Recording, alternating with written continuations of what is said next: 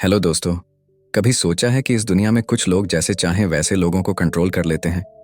कुछ लोग किसी भी मुश्किल हालात में भी पावरफुल नजर आते हैं, जबकि बाकी लोग सिर्फ देखते रह जाते हैं।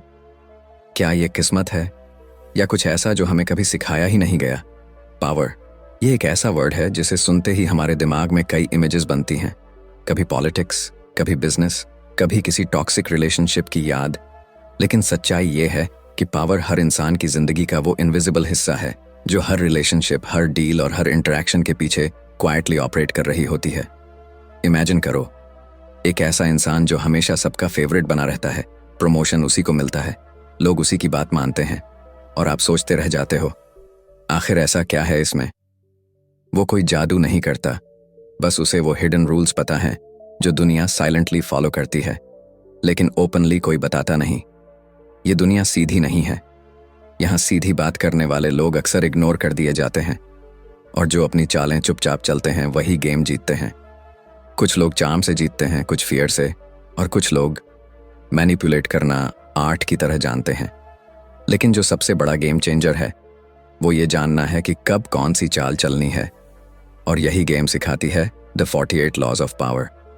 ये किताब कोई मोटिवेशनल कहानी नहीं है, ये एक रियलिटी चेक है, एक ऐसा ब्रूटली ऑनेस्ट मैनुअल जो आपको पावर के वो सीक्रेट्स बताता है जिनके बारे में हम सिर्फ फील करते हैं पर कभी समझ नहीं पाते। ये किताब आपको सीधा रास्ता नहीं दिखाती, बल्कि उस मेज में नेविगेट करना सिखाती है जहां हर इंसान अपने फायदे के लिए एक मास्क पहनकर घूम रहा है। शायद आप सोच रहे हो, क्या ये किताब दूसरों को कंट्रोल करने के लिए है? नहीं, ये किताब खुद को कंट्रोल में रखने के लिए है, ताकि जब कोई और आपको गेम में फंसाने की कोशिश करे तो आप उससे एक कदम आगे हों। क्योंकि पावर सिर्फ ताकत नहीं है, ये एक साइलेंट वेपन है, और जो इस वेपन को चलाना सीख गया वो किसी भी बैटलफील्ड में अकेला भी खड़ा हो जाए तो जीत उसी की होती है। इस वीडियो में हम इस किताब के 10 मोस्ट इंपॉर्टेंट लॉज को समझेंगे जो आपकी सोच को पूरी तरह बदल देंगे। तो चलिए शुरू करते हैं। Law 1, never outshine the master. कभी सोचा है कि आपकी मेहनत, आपका टैलेंट और आपकी ईमानदारी के बावजूद जिंदगी में कुछ लोग आपसे आगे क्यों निकल जाते हैं? आपने शायद कई बार महसूस किया होगा कि जब आपने किसी काम में एक्सेलेंस दिखाई, जब आपने पूरी लगन से किसी प्रोजेक्ट को संभाला, तो तारीफ तो दूर, सामने वाले का बिहेवियर ही बदल गया। अचानक वो आपसे बचने लगा, आपको नजरअंदाज करने लगा, या फिर आपके ही खिलाफ माहौल बनने लगा। पर क्यों? क्या टैलेंट होना एक गलती है? क्या काबिल होना गुनाह है? नहीं, गुनाह नहीं है, पर यह दुनिया सीधी नहीं चलती। और सबसे पहला रूल जो अक्सर हमें कोई नहीं बताता वो ये है, नेवर आउटशाइन द मास्टर। मतलब ये कि जिस भी इंसान के अंडर आप काम कर रहे हो, चाहे वो आपका बॉस हो, आपका टीचर हो, आपका सीनियर हो, या कोई भी ऐसा इंसान जिसके ईगो को आप छू सकते हो, उसके सामने कभी इतना मत चमको कि उसे अपने ही होने पर डाउट हो जाए। पावर की दुनिया में ईगो बहुत फ्रेजाइल चीज होती है। जो लोग ऊंचे पदों पर होते हैं उनके अंदर अक्सर इनसिक्योरिटी बहुत गहरी होती है, पर वो उसे कभी जाहिर नहीं करते। और जब आप उनके सामने अपनी ब्रिलियंस दिखाते हो तो वो इम्प्रेस्ड नहीं होते, वो थ्रेटन्ड महसूस करते हैं। इमेजिन करो, एक कोर्ट रूम है, राजा बैठा है और दरबारियों की भीड़ जमा है। अब एक नया नौजवान आता है, इतना ज्यादा स्मार्ट, इतना चार्मिंग, इतना टैलेंटेड कि हर किसी की निगाह उसी पर टिक जाती है। राजा पहले मुस्कुराता है, फिर चुप हो जाता है, और धीरे धीरे उस नौजवान के लिए दरबार का माहौल बदलने लगता है। क्यों? क्योंकि स्पॉटलाइट अब राजा से हटकर उस पर चली गई थी। यही होता है जब आप अपने मास्टर से ज्यादा शाइन करने लगते हो, चाहे आपका इरादा प्योर हो, चाहे आप बस अच्छा काम करना चाहते हो। लेकिन अगर आपका टैलेंट सामने वाले की ईगो को हर्ट कर देता है तो आप गेम हार चुके होते हो, बिना कोई गलती किए। इस लॉ का सच बड़ा कड़वा है, लेकिन उतना ही जरूरी, क्योंकि जो लोग इमोशनली इंटेलिजेंट होते हैं वो जानते हैं कि कब अपनी लाइट डिम करनी है और कब किसी और की ईगो को पॉलिश करना है।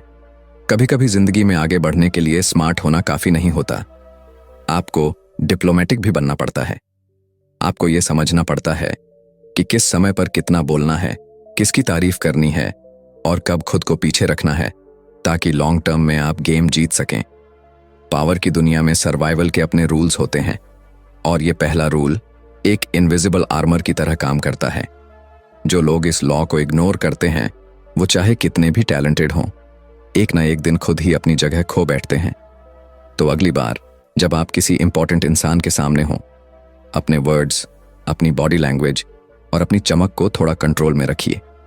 याद रखिए, ब्रिलियंस दिखाने के लिए एक सही टाइम और सही जगह जरूरी होती है, और अगर आप ये समझ गए तो आपने पावर का पहला गेट पास हासिल कर लिया। Law 2, conceal your intentions. आप जब भी कोई प्लान बनाते हो, कोई बड़ा सपना देखते हो या किसी गोल की तरफ साइलेंटली बढ़ते हो, क्या आपको कभी ऐसा फील हुआ है कि दुनिया जैसे अचानक आपके रास्ते में रुकावट बन जाती है? लोग आपके खिलाफ बातें करने लगते हैं, चीजें उलझने लगती हैं, और जो आप सोच रहे थे वो पूरा होने से पहले ही बिखर जाता है। कहीं ऐसा तो नहीं कि आपने अपनी इंटेंशंस जल्दी रिवील कर दी थीं? इस दुनिया में सबसे ज्यादा डेंजरस चीज है खुलकर अपने इरादे जाहिर करना। Conceal your intentions. ये लॉ सिखाती है कि अपने असली प्लान्स और गोल्स को हमेशा पर्दे के पीछे रखना चाहिए। जैसे कोई जादूगर अपने ट्रिक्स को स्टेज पर दिखाता है, लेकिन असली राज हमेशा छुपा रहता है। जब लोग नहीं जानते कि आप क्या करने वाले हो, तब वो आपको रोक नहीं सकते। लेकिन जैसे ही आपने उन्हें बता दिया कि आप क्या सोच रहे हो, क्या करने जा रहे हो, कहां पहुंचना चाहते हो, तो समझो कि आपने अपने ही प्लान्स को ओपन बैटलफील्ड में उतार दिया। और इस दुनिया में जो चीज सामने होती है, उस पर सबसे पहले वार होता है। जरा सोचिए, एक शेर जब शिकार करता है तो वो चुपचाप चलता है। उसकी आंखें फोकस में होती हैं, उसकी चाल धीमी होती है, और आखिरी पल तक उसके इरादे साफ नहीं होते, और तभी वो हमला करता है जब सामने वाला बिल्कुल डिफेंसलेस हो जाता है।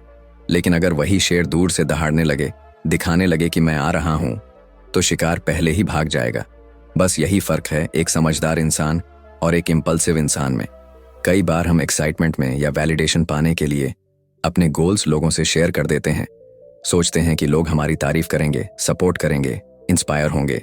लेकिन असल में बहुत बार लोग जेलस हो जाते हैं, डर जाते हैं, या फिर आपकी राह में सीक्रेटली कांटे बिछा देते हैं। पावर का खेल छुप कर खेला जाता है। जब आप किसी नेगोशिएशन में हों, किसी डील में हों, या जिंदगी की किसी भी पावर गेम में हों, तो अपने कार्ड्स छुपा कर खेलिए। सामने वाले को सिर्फ उतना दिखाइए जितना दिखाना जरूरी हो, और उतना सोचने दीजिए जितना आप चाहें। जब लोग कंफ्यूज्ड होते हैं कि आप क्या सोच रहे हो, तब आप उनके दिमाग में कंट्रोल बना लेते हो, और वहीं से शुरू होती है रियल पावर। ये दुनिया स्ट्रैटेजीज से चलती है, इमोशंस से नहीं। और जो लोग अपने इरादे छुपाना सीख जाते हैं, वो धीरे धीरे दूसरों की चाल भी पढ़ने लगते हैं, उनकी बातों के पीछे का मीनिंग समझने लगते हैं, उनके एक्सप्रेशन के पीछे की असल सोच पकड़ने लगते हैं। और तब आप एक स्टेप नहीं, 10 स्टेप्स आगे होते हो।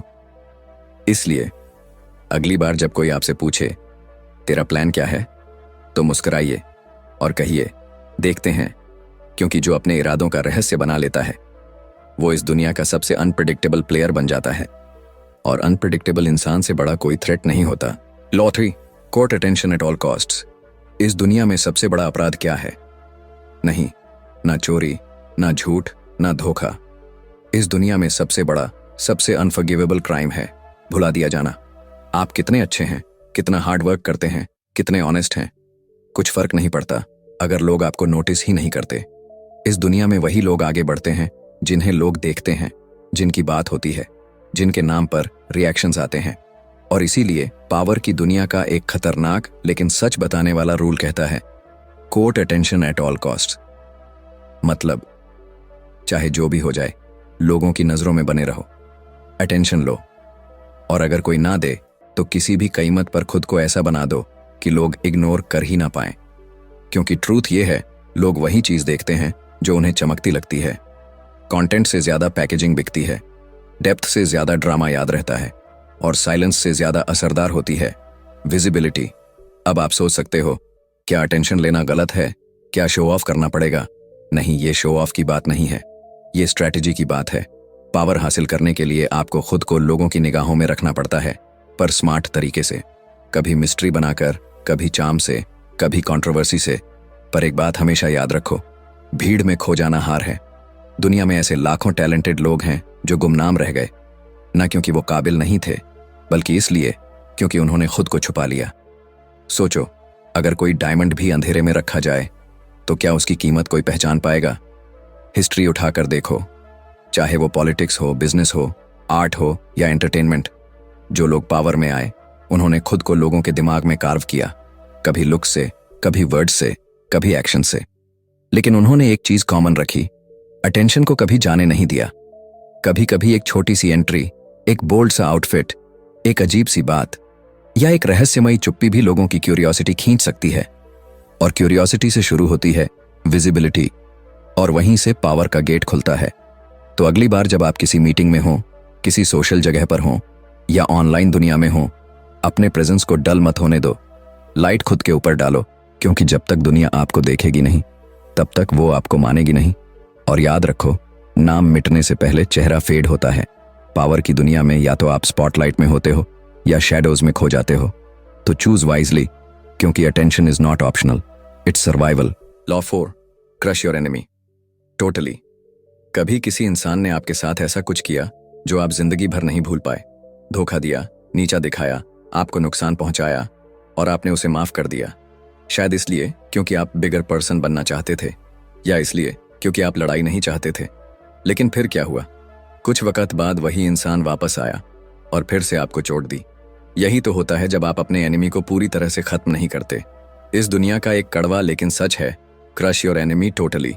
हाँ, ये सुनने में रूथलेस लगता है, लेकिन अगर आप पावर की दुनिया में सर्वाइव करना चाहते हैं तो आपको समझना पड़ेगा कि अधूरी लड़ाइयां सबसे ज्यादा खतरनाक होती हैं। जब आप किसी दुश्मन को अधूरा छोड़ देते हैं, ना दोस्त बनाते हो ना पूरी तरह मिटाते हो, तो वो अंदर ही अंदर फिर से ताकत बटोरता है। वो आपकी काइंडनेस को वीकनेस समझता है और एक दिन वापस आता है, और तब वो ज्यादा प्रिपेयर्ड होता है, ज्यादा डेंजरस। इतिहास भरा पड़ा है ऐसे उदाहरणों से। राजाओं ने, लीडर्स ने, बिजनेस टाइकून्स ने जब भी अपने दुश्मनों को अधूरा हराया, उन दुश्मनों ने वापस आकर सब कुछ तबाह कर दिया। पावर की दुनिया में इमोशंस से डिसीजंस लेना खुद को कमजोर करना है। मर्सी दिखाना नोबल क्वालिटी है, लेकिन स्ट्रैटेजी में मर्सी की कोई जगह नहीं होती, क्योंकि दुश्मन कभी नहीं भूलता कि आपने उसे गिराया था। वो छुपेगा, झुकेगा, मुस्कुराएगा, लेकिन अंदर से वो सिर्फ एक ही चीज याद रखेगा कि एक दिन आपने उसे कमजोर महसूस करवाया था, और उस एक ह्यूमिलिएशन के बदले में वो जिंदगी भर बदला लेने की प्लानिंग करता रहेगा। इसलिए अगर आपको खुद को सुरक्षित रखना है, अपनी स्पेस प्रोटेक्ट करनी है, अपने सपनों को बचाना है, तो जब भी आप किसी एनिमी को हराएं, उसे इतना पूरी तरह से हरा दो कि वो दोबारा उठने की हिम्मत ना करे। उसे ऐसी हार दो कि वो आपकी तरफ देखने से भी डरे। उसके पास वापसी का कोई रास्ता, कोई सपोर्ट, कोई होप ही ना बचे। ये रूल सिखाता है, पावर कंपैशन से नहीं, क्लैरिटी से आती है। कभी कभी खुद को बचाने के लिए आपको कठोर बनना पड़ता है, और अगर आप ये सोचकर किसी को छोड़ देते हो कि अब ये क्या कर लेगा, तो समझ लो कि अगला वार उसी का होगा। पावर का असली टेस्ट तब होता है जब आप अपने एनिमी को कंट्रोल नहीं, खत्म करते हो। तो अगली बार जब कोई आपको नीचा दिखाए, आपके खिलाफ प्लॉटिंग करे, आपके रास्ते में कांटे बिछाए, याद रखना, अधूरी सज्जा दुश्मन के लिए नई शुरुआत होती है। और आप अगर वाकई अपनी शांति, अपनी ग्रोथ और अपनी जीत को बचाना चाहते हो, तो crush your enemy totally. Law 5, use absence to increase respect and honour. क्या आपने कभी किसी इंसान की वैल्यू तब ज्यादा महसूस की जब वो आपकी जिंदगी से चला गया? जब वो सामने था तो शायद आपने उसकी बातों को, उसकी प्रेजेंस को टेकन फॉर ग्रांटेड लिया, लेकिन जब वो दूर हुआ, अचानक उसकी अहमियत हर पल महसूस होने लगी। यही इंसानी फितरत है, जो चीज हमेशा सामने हो वो नजरअंदाज हो जाती है, और जो चीज अचानक रेयर बन जाए उसकी वैल्यू आसमान छू जाती है। पावर की दुनिया में यही प्रिंसिपल काम करता है, use absence to increase respect and honour. मतलब हमेशा अवेलेबल मत रहो। कभी कभी खुद को दूर करना, साइलेंस में चले जाना, अपनी मौजूदगी को हटा लेना सबसे ज्यादा पावरफुल मूव होता है। जब आप हर जगह दिखते हो, हर बात में शामिल होते हो, हर टाइम प्रेजेंट रहते हो, तो लोग आपको प्रेडिक्टेबल समझने लगते हैं। आपकी इंपॉर्टेंस धीरे धीरे बैकग्राउंड नॉइज बन जाती है। फिर चाहे आप कितना भी वैल्यूएबल हो, आप बस नॉर्मल बनकर रह जाते हो।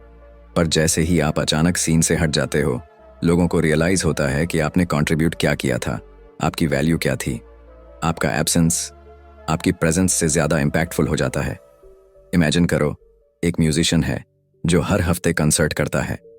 धीरे धीरे उसकी ऑडियंस कम होने लगती है, लेकिन वही म्यूजिशियन अगर साल में सिर्फ एक बार परफॉर्म करे तो लोग टिकट के लिए लाइन में लग जाते हैं। क्यों? क्योंकि रेयरिटी क्रिएट्स रिस्पेक्ट। कम दिखो, लेकिन जब भी दिखो तो इम्पैक्ट छोड़ दो। पावरफुल लोग अपने टाइम, एनर्जी और प्रेजेंस को इतना ईजिली एक्सेसिबल नहीं बनाते। वो अपनी वैल्यू को कॉन्शियसली बढ़ाते हैं, और ये तब होता है जब वो समय समय पर गायब हो जाते हैं। कभी कभी आपकी चुप्पी आपकी सबसे तेज आवाज बन सकती है। कभी कभी आपकी गैर मौजूदगी आपकी सबसे बड़ी मौजूदगी बन जाती है। और यही साइकोलॉजी का मास्टर स्ट्रोक है। जब लोग आपको मिस करने लगते हैं तभी आप उनके दिमाग में जगह बनाते हो, और जब आप किसी के दिमाग में बैठ गए तो वहीं से शुरू होती है असली पावर। लेकिन ध्यान रखो, ये गेम बैलेंस का है। अगर आप ज्यादा देर तक गायब रहो तो लोग भूल भी सकते हैं, पर अगर सही समय पर सही तरीके से अपनी एब्सेंस को प्ले किया जाए तो आप लोगों की रिस्पेक्ट और ऑनर को कई गुना बढ़ा सकते हो। तो अगली बार जब लगे कि लोग आपको हल्के में लेने लगे हैं, जब लगे कि आपकी बातों को सीरियस नहीं लिया जा रहा, खुद को पीछे खींच लो। खुद को इतना आम मत बनाओ कि लोग आपकी इंपॉर्टेंस को महसूस ही ना करें, क्योंकि जब आप रह रहकर डिसअपियर होते हो तभी लोग आपके वापस आने का इंतजार करते हैं, और इंतजार पावर की सबसे सच्ची निशानी है। Law 6, discover each man's thumb screw. हर इंसान के पास एक कमजोरी होती है, कोई दर्द, कोई डर, कोई ऐसा जख्म जिसे वो दुनिया से छुपा कर रखता है। बाहर से वो चाहे जितना भी स्ट्रांग लगे, कॉन्फिडेंट हो या पावरफुल दिखे, अंदर कहीं ना कहीं कुछ ऐसा होता है जो उसे तोड़ सकता है। पावर की दुनिया में इसी को कहते हैं thumb screw. Discover each man's thumb screw, यानी अगर आप किसी इंसान की असली कमजोरी जान जाते हो तो आप उसके ऊपर इनविजिबल कंट्रोल बना सकते हो। अब जरा सोचिए, आप किसी के सामने बैठते हो, वो नॉर्मल दिख रहा है, मुस्कुरा रहा है, बात कर रहा है, लेकिन आपको पता है उसकी अंदरूनी चाहत क्या है, उसका सबसे बड़ा डर क्या है, या वो कौन सी चीज है जो उसे आसानी से मैनिपुलेट किया जा सकता है। तो उस पल पावर आपके हाथ में होती है, क्योंकि अब आप उसके बिहेवियर को समझते नहीं, ड्राइव करते हो। हर इंसान को चलाने वाली कोई ना कोई हिडन स्ट्रिंग होती है। किसी को अटेंशन चाहिए, किसी को रिस्पेक्ट की भूख होती है, किसी को कंट्रोल चाहिए, तो किसी को वैलिडेशन। कभी किसी की इनसिक्योरिटी उसका थंब स्क्रू बनती है, तो कभी उसका पास्ट ट्रॉमा।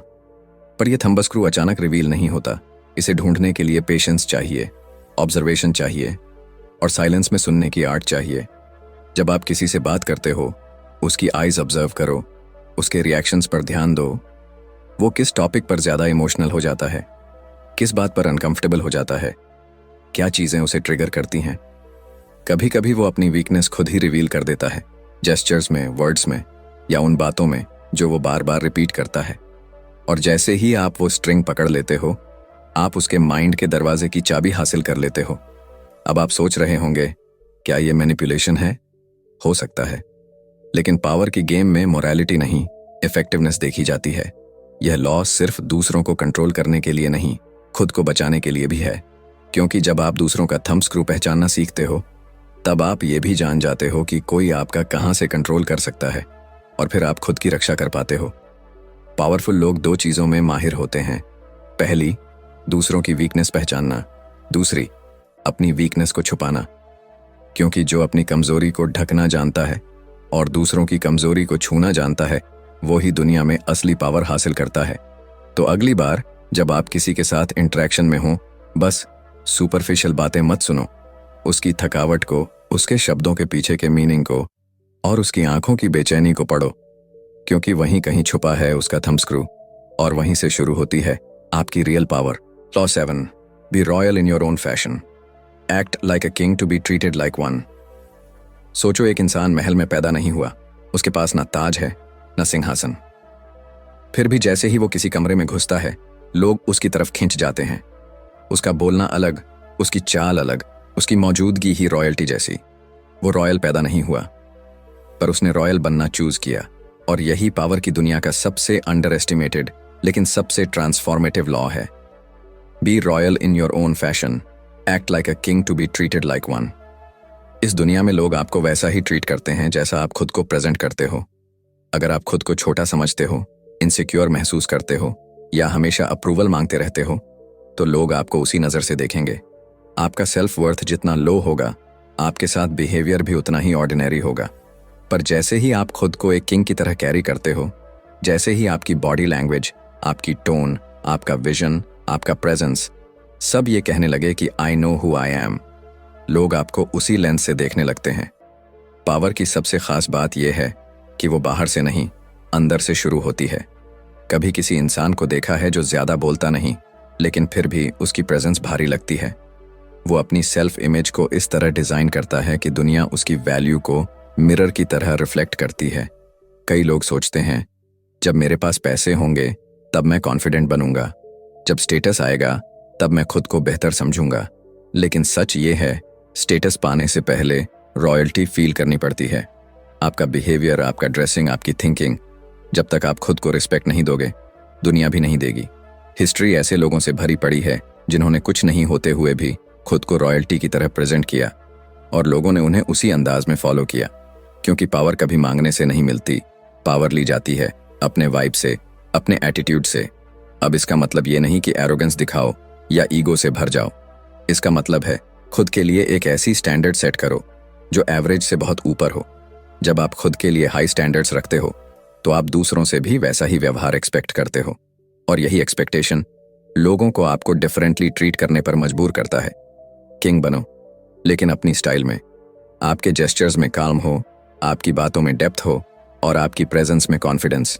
क्योंकि जब आप खुद को रॉयल मानते हो तो आपके आसपास की दुनिया भी एक दरबार बन जाती है, जहां रिस्पेक्ट मिलती नहीं, दी जाती है।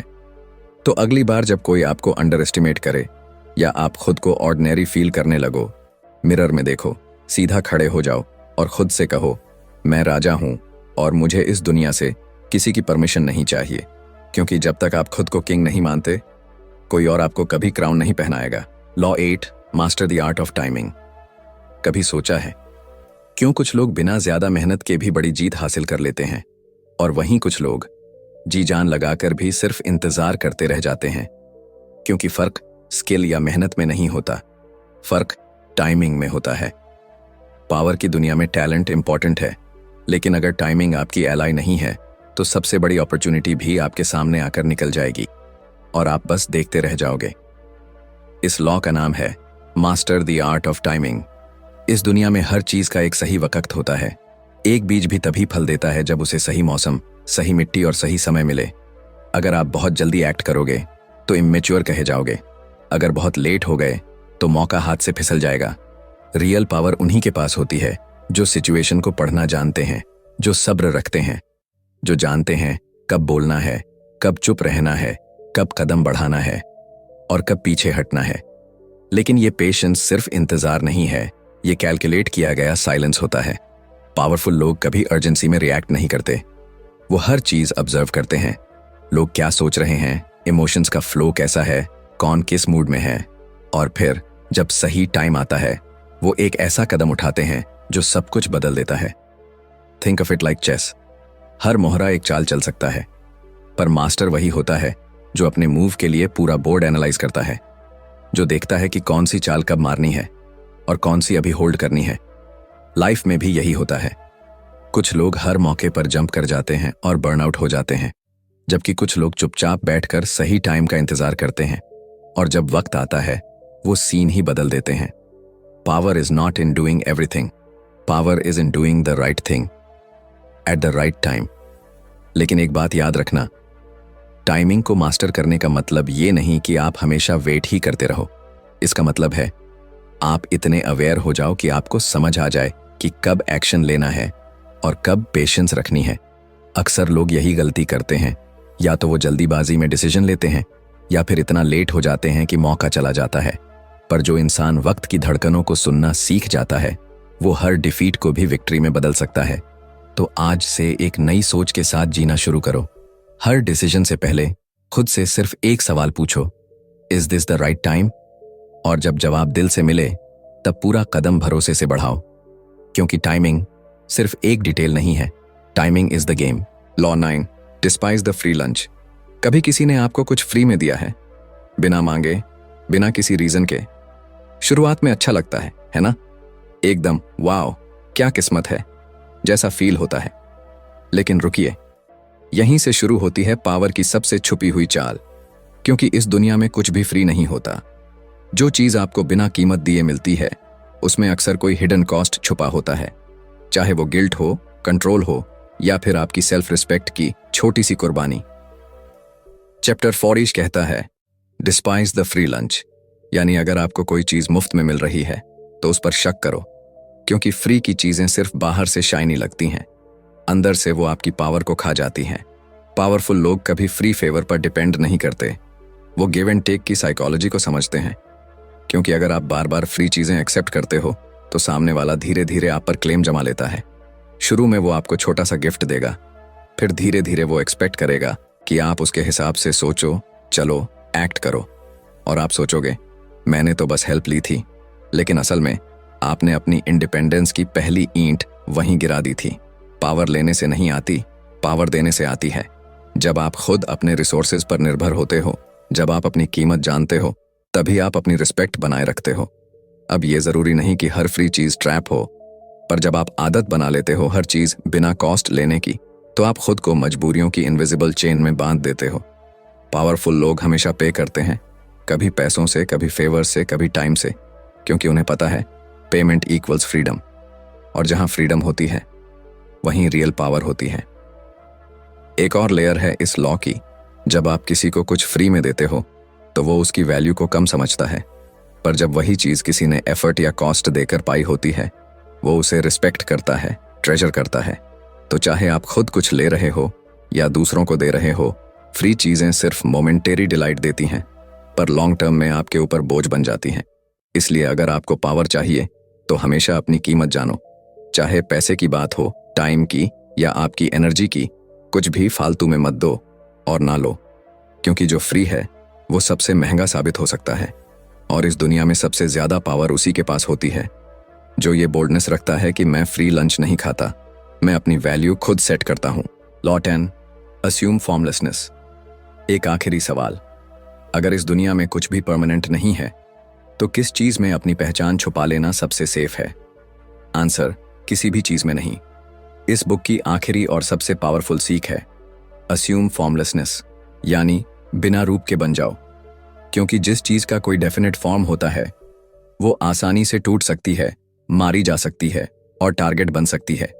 तुम एक ग्लास बनो तो फोड़ा जा सकता है, तुम एक दीवार बनो तो गिराया जा सकता है, पर अगर तुम हवा बन जाओ तो तुम्हें कोई छू भी नहीं सकता। पावर की दुनिया में सबसे बड़ी गलती ये होती है कि इंसान खुद को एक फिक्स्ड आइडेंटिटी में बांध लेता है। मैं ऐसा हूं, मुझे तो बस यही आता है, मैं कभी नहीं बदलता। ये शब्द नहीं, ताबूत हैं। क्योंकि इस दुनिया में जीतने वाले लोग रिजिड नहीं होते, वो लिक्विड होते हैं। वो हर परिस्थिति के साथ अपना रूप बदलते हैं। वो हर मुश्किल को ऑब्जर्व करते हैं, अडैप्ट करते हैं और साइलेंट स्ट्राइक करते हैं। अस्यूम फॉर्मलेसनेस का मतलब है अपने ईगो को डिसॉल्व कर देना, अपने कंफर्ट जोन को छोड़ देना और अपनी पावर को फ्लूइड बना लेना। अगर आप प्रिडिक्टेबल हो तो आप वल्नरेबल हो। लोग जान जाते हैं कि आप क्या सोचोगे, क्या करोगे, और वहीं से आपकी पावर वीक होने लगती है। पर जैसे ही आप बदलने लगते हो, इवॉल्व करने लगते हो, लोग कंफ्यूज्ड हो जाते हैं, डरने लगते हैं और उसी फियर में आपके सामने झुकने लगते हैं।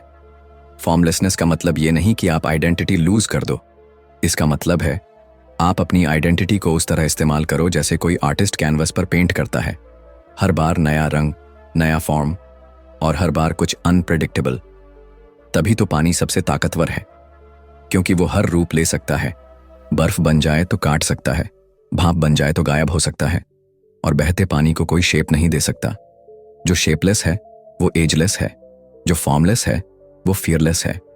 तो अब जब आप पावर की इस आखिरी लॉ तक पहुंच गए हो तो एक वादा खुद से करो कि आज के बाद आप कभी खुद को किसी एक डेफिनेशन, एक लेबल या एक आइडेंटिटी में कैद नहीं करोगे। आप एक मिशन बन जाओगे जो हर दिन इवॉल्व हो रहा है, हर सिचुएशन में नए तरीके से सोच रहा है और हर बार अपने दुश्मनों को सरप्राइज कर रहा है, क्योंकि दुनिया उन्हीं से डरती है जिन्हें वो समझ नहीं पाती। So never be rigid, never be defined, be formless, be power. तो दोस्तों, इन 10 लॉज ने तुम्हें हर तरह की ह्यूमन साइकोलॉजी का चेहरा दिखा दिया है। Ego, manipulation, patience, silence, timing, detachment, हर चीज। अब बारी है तुम्हारी। तुम क्या करोगे इन लॉज के साथ? क्या तुम इन्हें दूसरों को कंट्रोल करने के लिए इस्तेमाल करोगे या खुद को ब्रेक होने से बचाने के लिए? जो भी हो, याद रखना, power is never given, it is always taken. अगर ये सीरीज तुम्हें पावरफुल फील करवा पाई है, अगर कहीं ना कहीं तुम्हारी सोच को झकझोरा है, तो अब वक्त है इसे दूसरों के साथ भी शेयर करने का। कमेंट्स में बताओ कौन सी लॉ ने तुम्हें सबसे ज्यादा इम्पैक्ट किया। और अगर तुम चाहते हो कि हम अगली किताब पर इसी तरह गहराई से काम करें तो बस एक लाइक, एक सब्सक्राइब और एक बेल आइकॉन क्लिक कर दो। पावर आपके अंदर है, बस अब एक्शन आपकी बारी है। मिलते हैं अगली किताब के साथ।